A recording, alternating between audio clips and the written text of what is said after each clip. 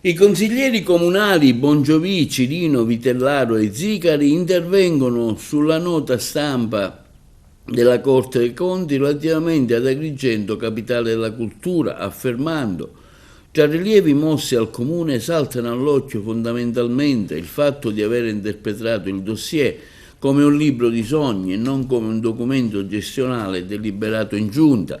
Gran parte dei progetti strutturali che l'amministrazione comunale dichiara in via di completamento non hanno mai neanche visto la luce.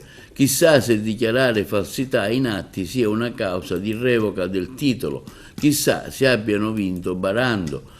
Vi è il personale con Albergoni e la sua retribuzione in testa. Solo grazie al fronte compatto dell'opposizione in Consiglio si è potuto limitare il volere del sindaco, che era fondazione di diritto privato ma con soldi pubblici, assunzione a tempo indeterminato per tutti e senza concorso. Albergoni nominato direttamente nello statuto della fondazione senza alcuna selezione, insomma un nuovo carrozzone di durata eterna. A noi, continuano i consiglieri di opposizione Bongiovici, Rino, Vitellaro e Zicari, è stato subito chiaro che l'idea anni '80 del primo cittadino fosse improponibile. Abbiamo cercato di limitare i danni che, come previsto, inevitabilmente stanno arrivando.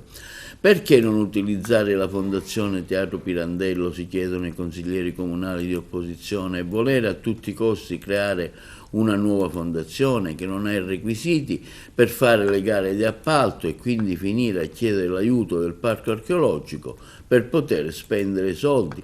Questa è la semplice e vera domanda da porre al sindaco.